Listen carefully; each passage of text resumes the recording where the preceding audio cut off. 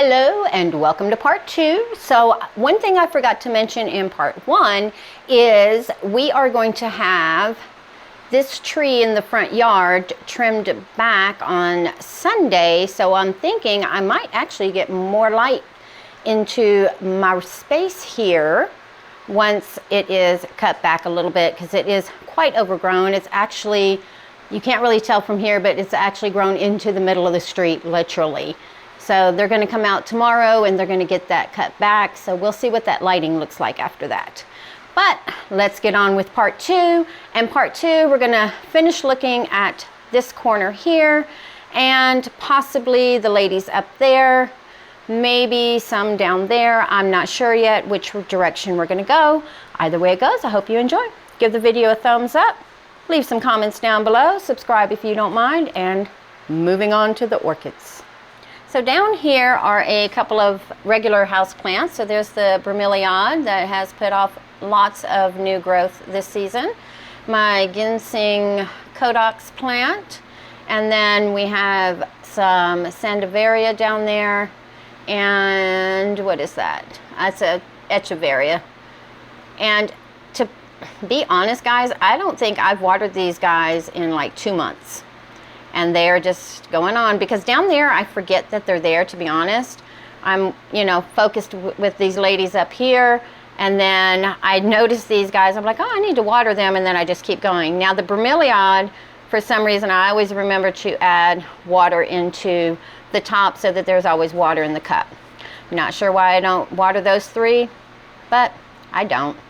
All right, and then on the table here is the Phalaenopsis Spots that I had it down in the basement under the Grow Starlight, and all I've gotten is this one leaf, but I've gotten lots of roots.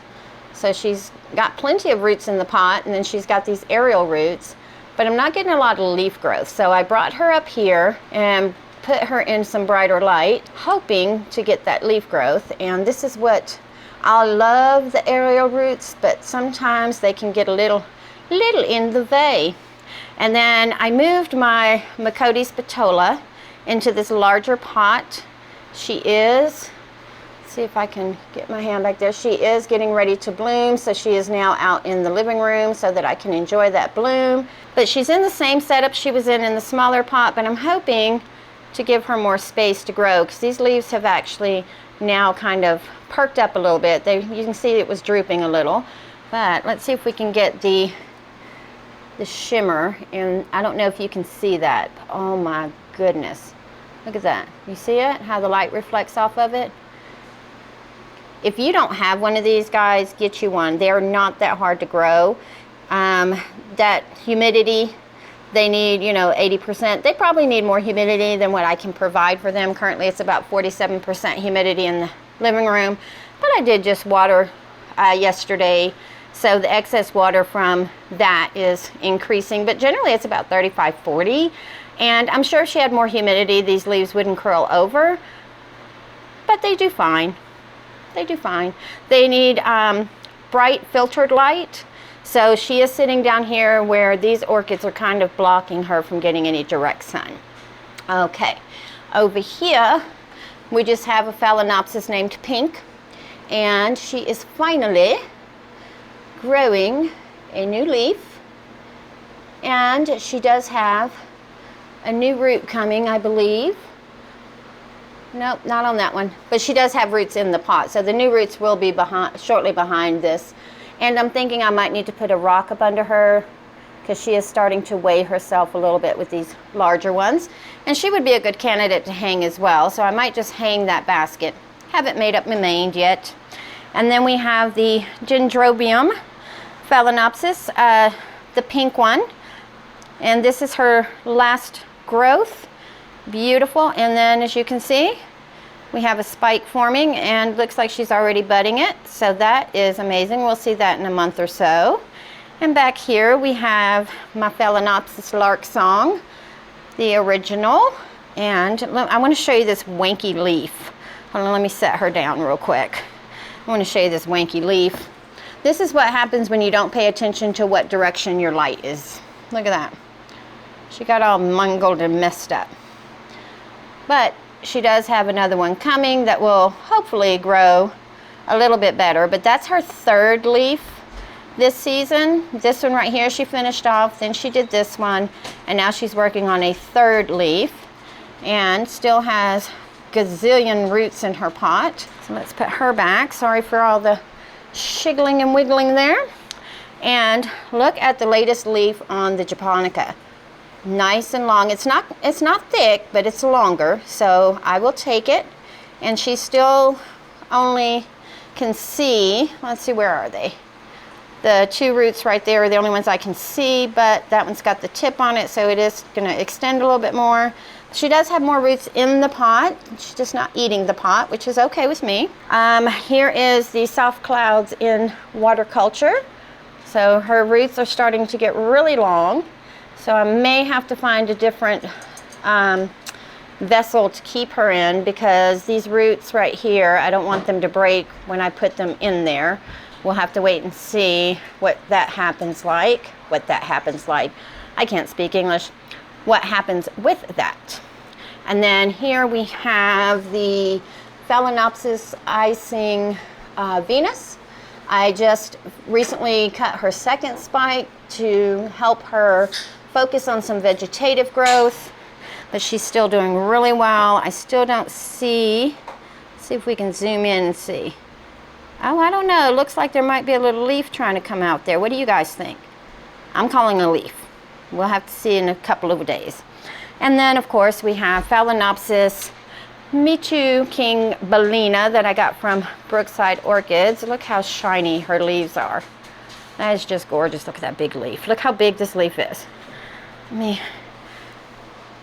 It practically covers my hand, the width of that.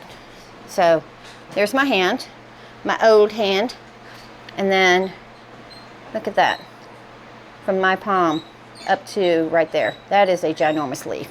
So far I still don't see a new leaf in here, but she is starting to do some new root growth, so she should be shooting out a new leaf shortly. And back here is my Miltoniopsis that I got from Nicole Deanna.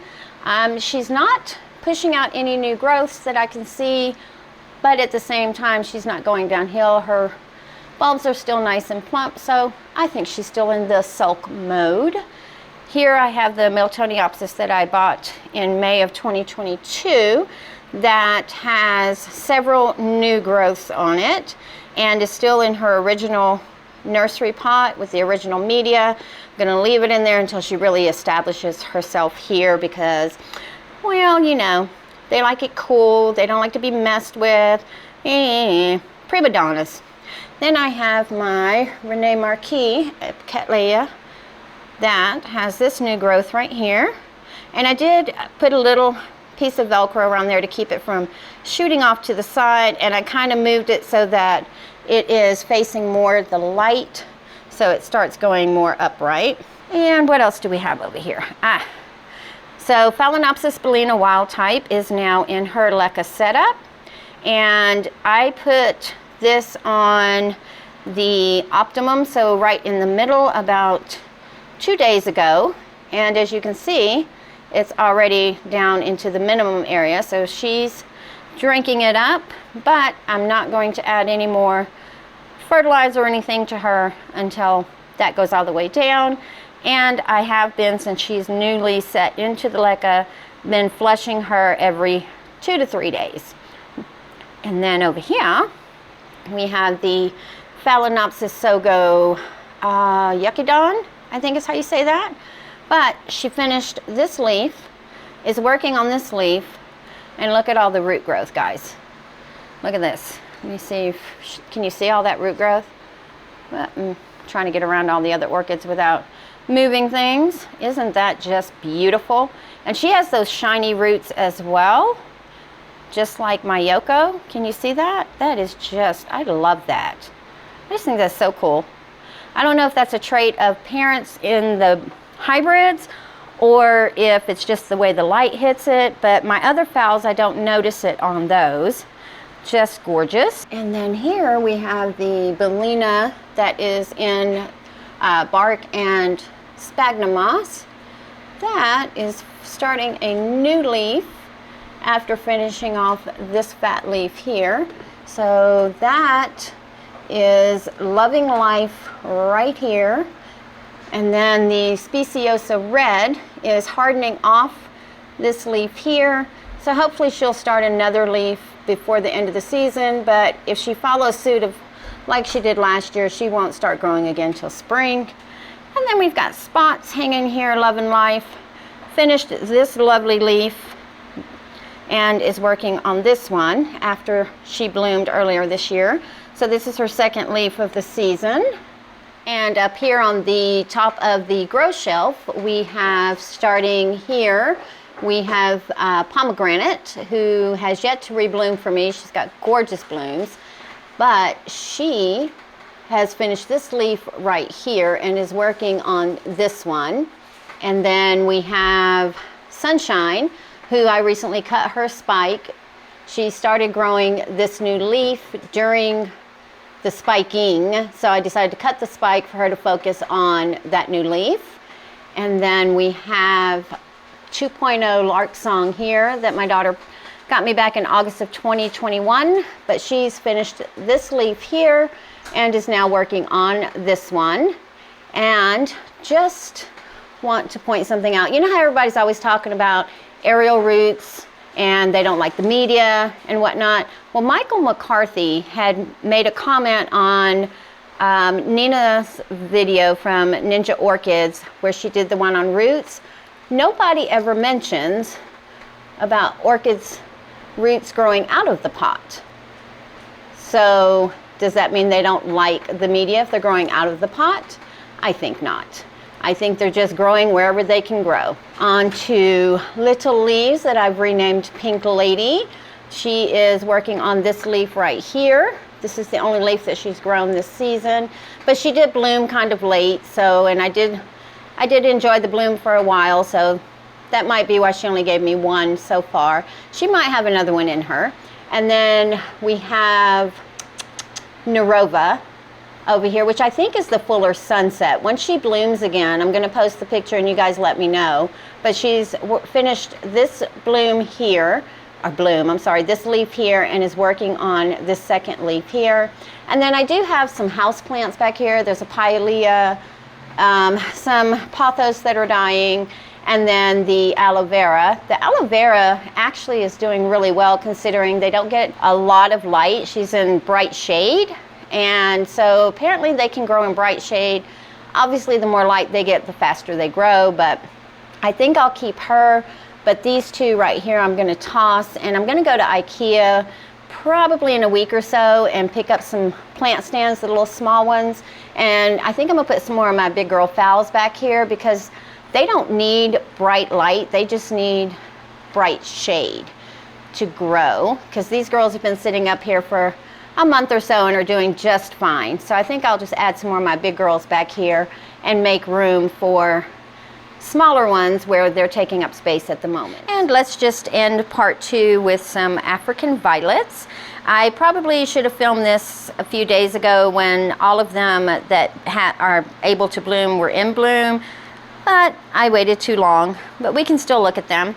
So this one here is a pink one, and the flowers are about yay big. I'll show you, they're about as big as the purple one we'll see shortly. But we had someone knock at the door, and we had a dogtail that just decided to take all of the leaves from this side. They were looking like this. Well, now she looks like this. We'll have to wait for her to fill back out. Propagation, I believe it's from the big white one that I have, but I'm not 100% sure. I'm really bad about putting in tags. I really should start doing that. My mini here, she has little pink flowers, pink and white. They're white with pink edging. And this one here is a propagation from the lilac purple one. And this is about 3 or 4 babies in here together. I didn't separate them. I just took the mama plant off, which was the leaf, cut the leaf off, and then I planted them into here. And once they get a little bit bigger, I'll separate those. This one is the latest one that I got. I love the variegation around here, how it's kind of spotty. And the leaves themselves are very, very velvety. I mean, African violet leaves in and of themselves have a velvety feel to them, but this one here just feels like a really soft pillow. It's just so tender. Love it. The blooms are kind of like a purple magenta pinkish color. I can't remember if I took a picture or not, but if I did, I'll post the picture. If not, we'll have to wait for her to bloom again. This one here is a propagation of that one, and she is more white, but in really bright light, when the light hits her directly, the sunlight hits her, she has like a really pale, pale pink to her. Propagation, I don't know from which one. I believe it was from one of my daughters. I don't remember. And then this one here is a very foliferous bloomer. As the flowers are dying off, she's pushing out another bloom spike. So I do let my flowers die completely and the stem before I remove anything, just to allow them to absorb. Another propagation, again, I believe from the white one. I don't know why I have so many from the white one. I guess I'm hoping to get something besides white. Who knows? This here is, so this is the size of the flowers of the one with the missing leaves. And she too is a foliferous bloomer. She's constantly putting out spikes, and it's usually a nice big cluster like this. And this is the last one of this cluster here. And as you can see, she's putting out more, but look how beautiful. I mean, she is just delicate. And when the light hits it just right, you can see the crystalline effect in there. Just gorgeous. And then, of course, some more propagations. These two I know are from my daughter's plants. I just don't remember if one was the magenta and one's the purple, or which ones they are. And then this one is another white one. Like I said, don't know why I have so many white ones, but I do. So this is a good example. So I wait for the leaf to get about like that, and if I can gently tug it, I take it off. If not, I leave it. And then once I can just gently tug it off, that's when I tug it off. Otherwise, I just leave this unsightly looking thing until it completely dies off. And this one here has bloomed for me. It's like a little pinky colored one. But if you grow African violets as well, let me know your tips and tricks on propagation and how do you remove your spent leaves, spent blooms, all that jazzy stuff. And I'll see you guys on part 3.